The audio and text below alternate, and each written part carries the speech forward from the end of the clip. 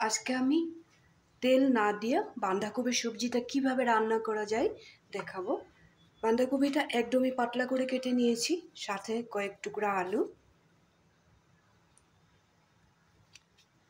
এখন আমি গরম জলটা ফুটে গেছে, আমি এখানে এটা ভাপিয়ে নেব।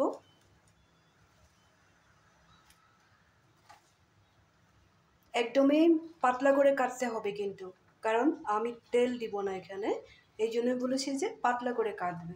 আলুটাও সাথে দিয়ে দিলাম।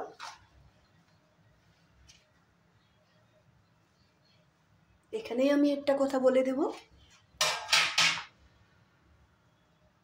তেল যখন দিব না, আমি কপিটা ভাপাবার সময় একটুখানি হলদি পাউডার দিয়ে দেব।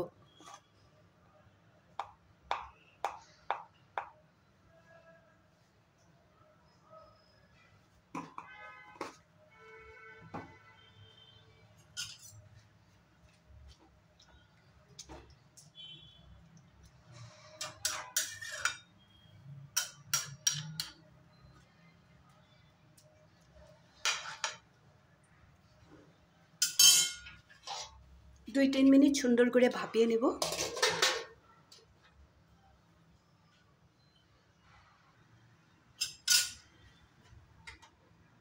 আলু আর কপিটা আমার ভাপানো হয়ে গেছে, আমি এখন গ্যাসের ফ্লেমটা বন্ধ করে দেব।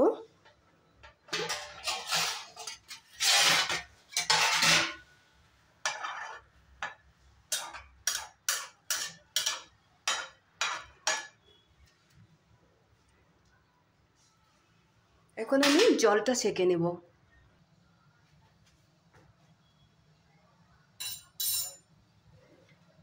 আলু আর কপিটা আমি ছেঁকে নিয়েছি। আবার কড়াইটা বসিয়ে দিলাম। কড়াইতে কিছু দেইনি কিন্তু এখনো, তেল তো দিবই না। দেখো,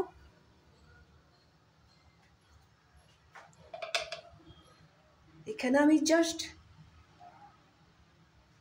চা চামচে আমি আধা চামচ ঘি দিয়েছি, এতটুকুই দিব, আর দিব না। এটা দিয়ে আমি কড়াইটা চারিদিকে মিলিয়ে নেব। এখানে চাইলে একটু হাফ চামচ বাটারও দিতে পারো, বাটার না থাকলে এতটুকুই ঘি দিতে পারো। তেল একটুকু দিবে না, এইভাবে একদিন করে খেয়ে দেখবে। এখন এখানে আমি মেথি দিয়ে দিলাম,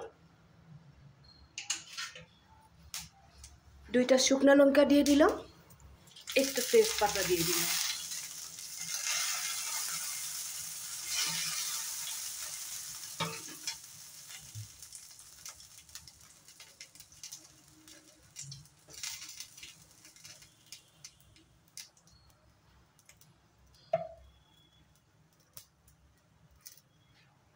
এখন আমি ভাপিয়ে রাখা কপিটা দিয়ে দেব।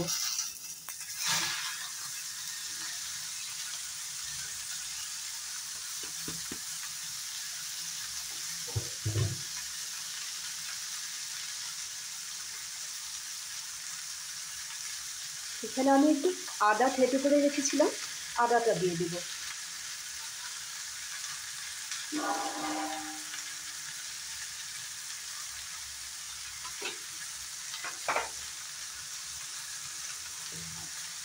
হিসেব মতো একটু লবণ দিয়ে দিলাম।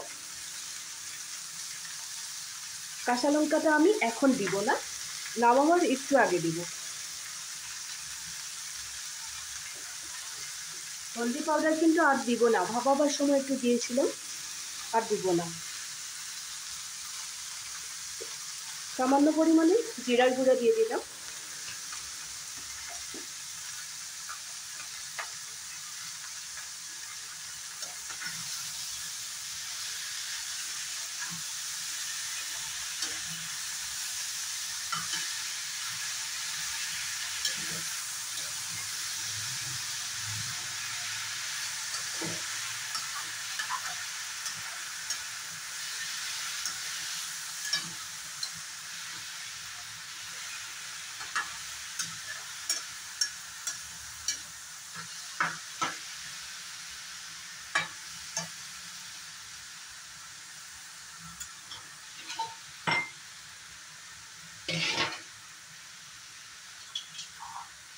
নিচে যাতে লেগে না যায় একটু জল দিয়ে দিলাম।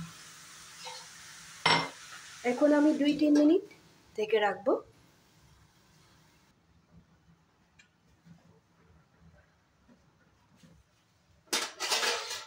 ঢাকনটা একটু তুলে রেখে নেব।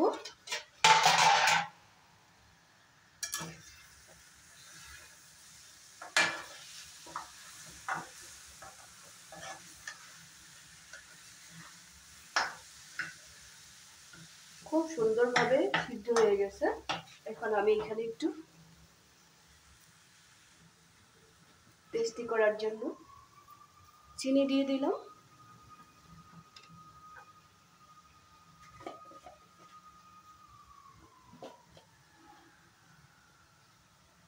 একেবারে কম পরিমাণে একটুখানি ভাজা মশলা দিয়ে দিলাম।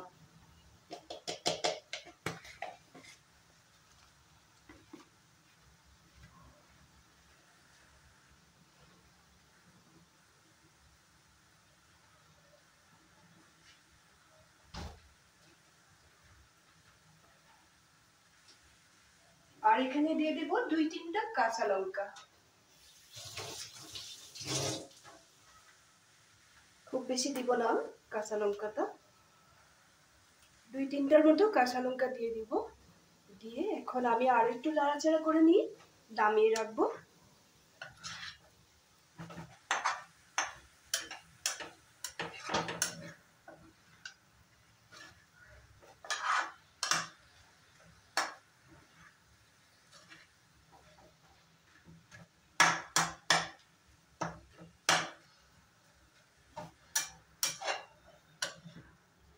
আলু কবি সব সুন্দর করে সিদ্ধ হয়ে গেছে।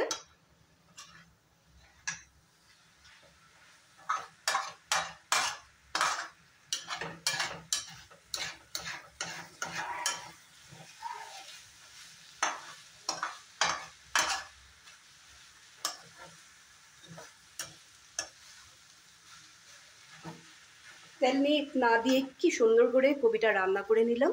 তোমরা ওইভাবে বাড়িতে করবে প্লিজ, খুবই হেলদি, এই জন্যই বলেছি। আর আমি চাইলে ঘি ব্রাশ না করেও রান্নাটা করতে পারতাম, জাস্ট একটু ফোড়ন দিয়েছি, যার জন্য আমি দেখিয়ে দিলাম যে এইভাবে একটু তেল বা ঘি বা বাটার ব্রাশ করে দেবে। না দিয়েও করা যায়, কিন্তু না দিয়েও করে একদিন আমি দেখাবো। তেল তো দিলামই না, কিন্তু খেতে তেল দিয়ে বানালে যেরকম স্বাদ হয় ওরকমই হয়। তোমরা ওইভাবে বাড়িতে বানাবে। লাইক শেয়ার তো করবে, সবসময় আমার সাথে থাকবে। এই ধরনের রান্নাগুলো আমি দেখাতে থাকবো। আমাদের শরীরের পক্ষে যেটা ভালো হয় আমি ওটাই দেখাবো। তেল মশলা দিয়ে তো আমরা অনেক খাই, তেল মশলা না দিয়েও আমাদের খাওয়াটা অভ্যাস করতে লাগে। এখন আমি সবজিটাকে নামিয়ে রাখবো।